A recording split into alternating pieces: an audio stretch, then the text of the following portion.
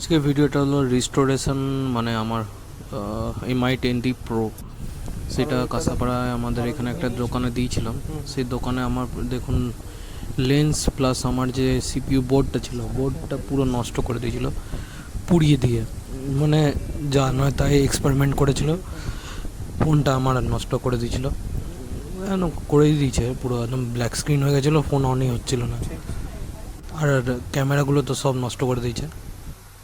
তাই আমি Azad mobile service point শ্যামবাজারে আবার আসলাম আমার মোবাইলটা ঠিক করানোর জন্য। আগে আমি এখানে জানতাম না, যাই হোক আমার ফোনটা যেহেতু ঠিক হয়েছে তাই আমি একদম সত্যিকারের রিভিউ দিচ্ছি।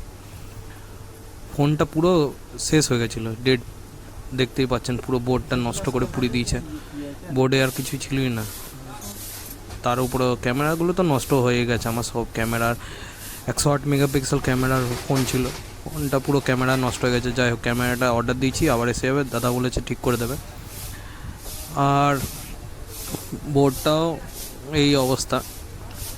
শাহনওয়াজ ভাইয়ের কাছে এসেছিলাম আমি, ইউটিউব থেকে ভিডিও দেখে শ্যামবাজারে গেছিলাম, ওনার অ্যাড্রেস একদম স্টেশন, একদম মেট্রো স্টেশনের পাশেই ওনার শপ।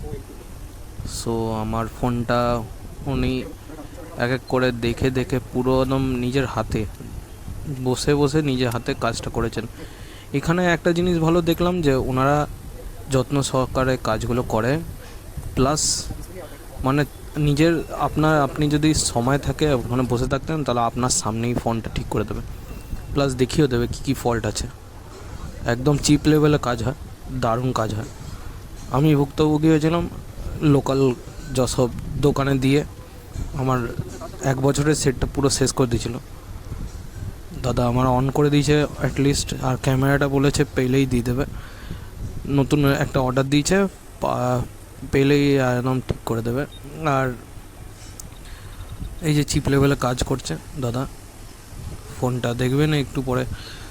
প্রায় আমি 2 ঘন্টার মতন ছিলাম, দাদা আমার সামনেই কাজটা করে একদম ফোনটা রেডি করে দিয়েছে, সিপিইউটা পুরো চেঞ্জ করে একদম ফোনটা অন করে দিয়েছে, একদম এখনও অবধি দারুণ চলছে। থ্যাংক ইউ দাদা।